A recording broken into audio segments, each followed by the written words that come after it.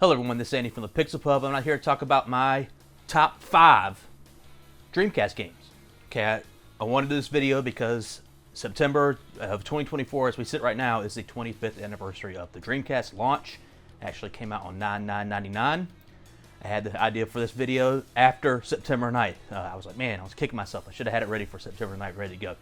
But I figure as long as I can get up in September, everything will be okay. So I did get my Dreamcast that I still have sitting right over there, right behind the camera, in 1999, but I got it for Christmas. I didn't get it on 9/9/99, but I do know what I was doing on September 9th, 1999. I was playing Final Fantasy VIII because it came out that same day. I did end up renting a Dreamcast around this time and playing Sonic Adventure without a memory card, so I was starting it over every single time I turned it on, and that was interesting. But yeah, I got one for Christmas that year with a couple of games. I'm only doing a top 5 because right now, and even back then, my Dreamcast collection is not very big. I think I only really have like 17 games for it. So I don't want to do a top 10 and it be over half of my collection. So try to make it a little bit harder, narrow it down to 5. I know there's some games that people might expect to be on this list that are not. Stuff like Power Stone and Power Stone 2. I only really played Power Stone through a demo disc. I had a ton of demo discs for the Dreamcast. And I rented Power Stone 2 back in the day, and I know they're like well-regarded games, and Power Stone 2 is mad expensive now. Just didn't fly on my radar too much. I wish I did have them now in my collection. That'd be great because they're fun games, but they just weren't enough for me at the time to buy them. Skies of Arcadia is another one. I'm a big JRPG fan.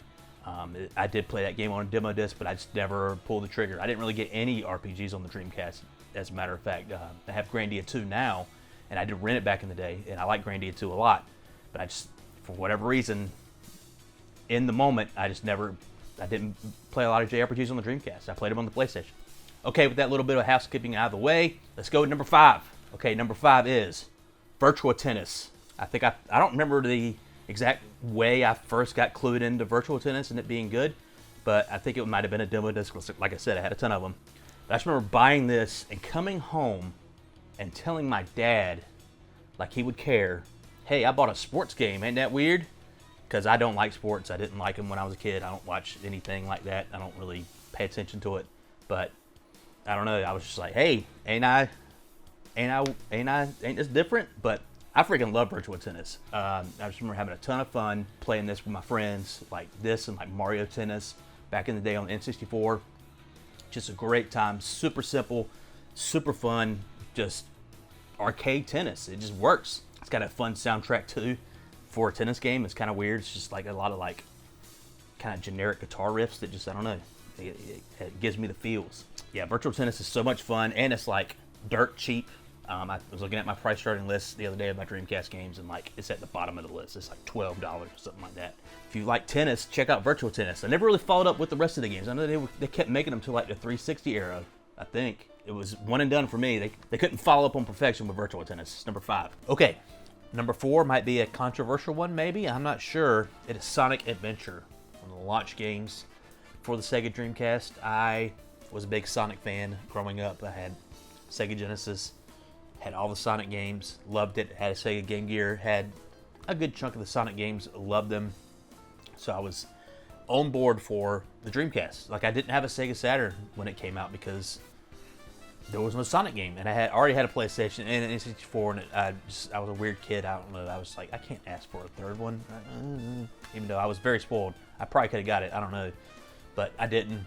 But there was no Sonic game on the Sega Saturn. But the Dreamcast, there was launch game, and man, if you had asked me to make this list, I don't know, 15 years ago, whenever that Sonic Adventure HD version came out on Xbox Live Arcade and like PSN. It would have been higher. It might have been number 1 because I did play a this game. But playing it, relatively recently, as in, 15 years ago, whenever it came out.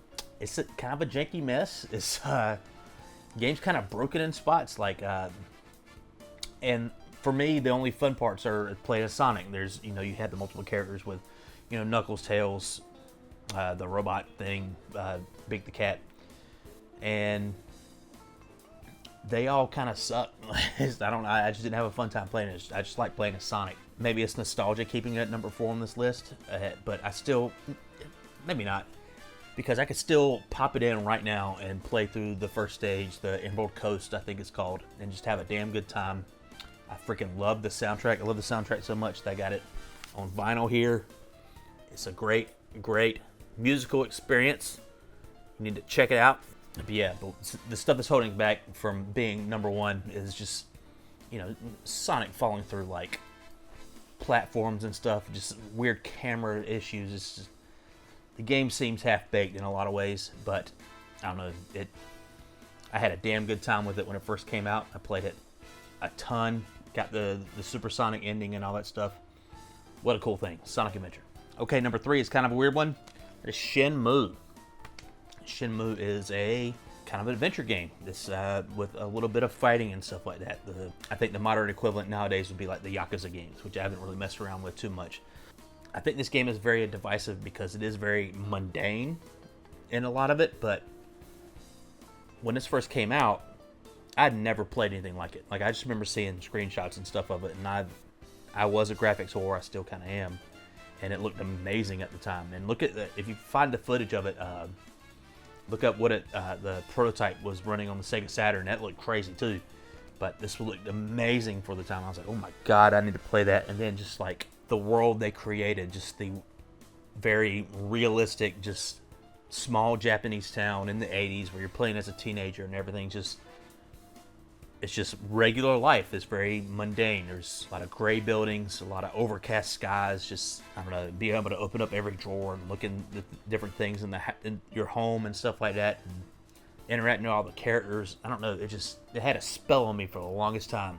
I didn't ever play Shenmue 2. I didn't have an Xbox, so I couldn't. I know they made the HD remakes and stuff like that, and they put out Shenmue 3, but I just don't know if I can go back to the way I felt about this game at the time, because it was so, it's like, man, this is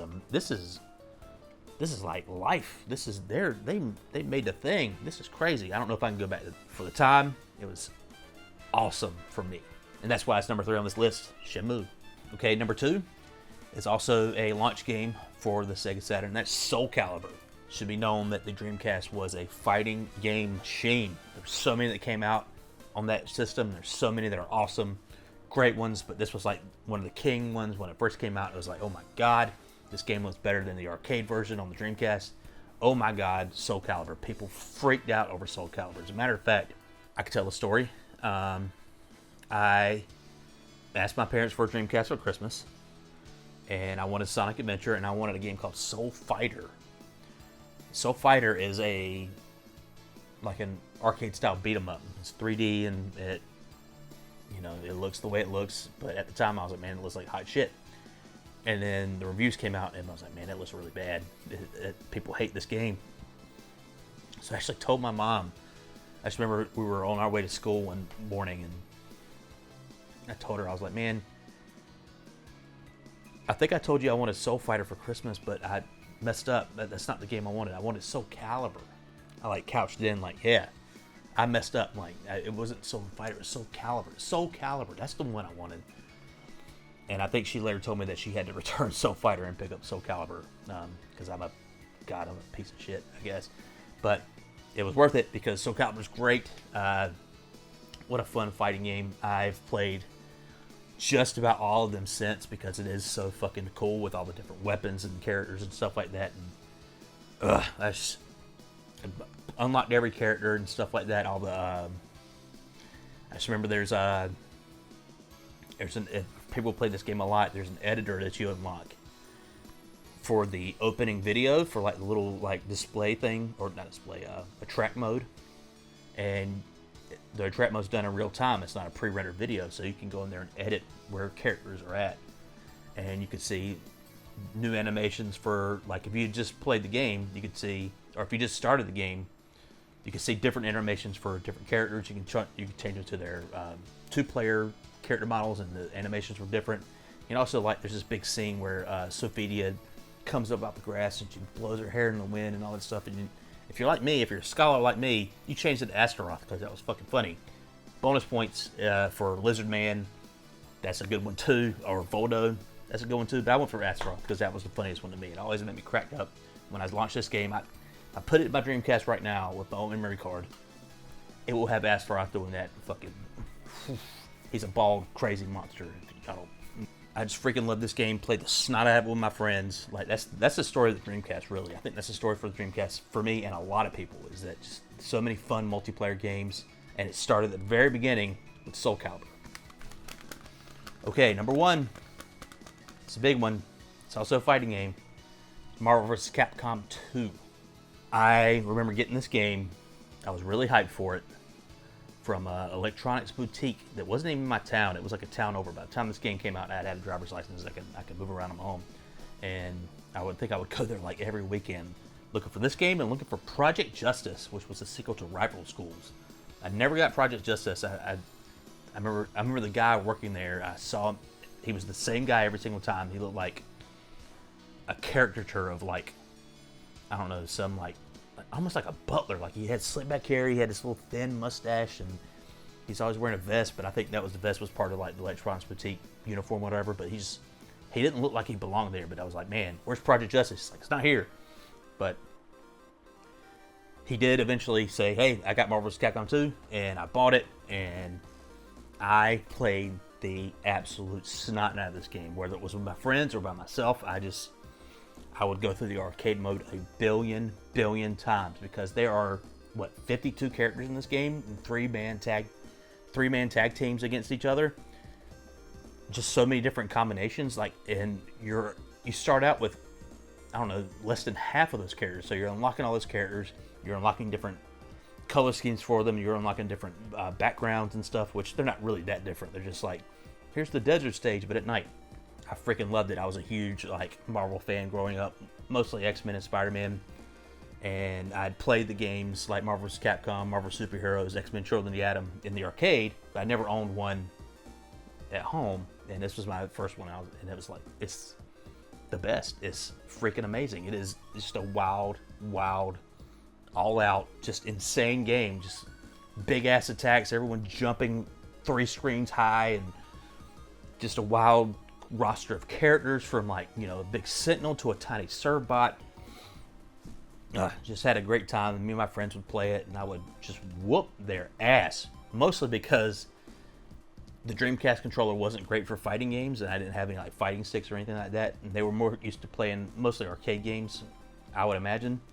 And I was the one who had a Dreamcast, so I just knew that the controls felt natural to me. Like, it's so cool. And that new Marvel vs. Capcom Fighting Collection is coming out soon on modern consoles, and it's super cool that, you know, new people who never played this can play it, because it's a wild fun ride. Just what a wild game. What a fun thing. And I love it to death. I am going to pick up that collection, I think, because I do want to play Marvel vs. Capcom 2 and the other ones on the big OLED in the living room. But yeah, that's Marvel vs. Capcom 2. That's my favorite Dreamcast game of all time. Number 1. Okay, that's been my top 5 Dreamcast games of all time. Please leave some comments. Let me know what your favorite games are. Let me know if there might be some fun stuff that maybe I didn't even mention. And let me know your top 5. Let me know your top 1. Let me know your top 3, whatever it is. I've been Andy from the Pixel Pub. Please like and subscribe, all that stuff. Peace out.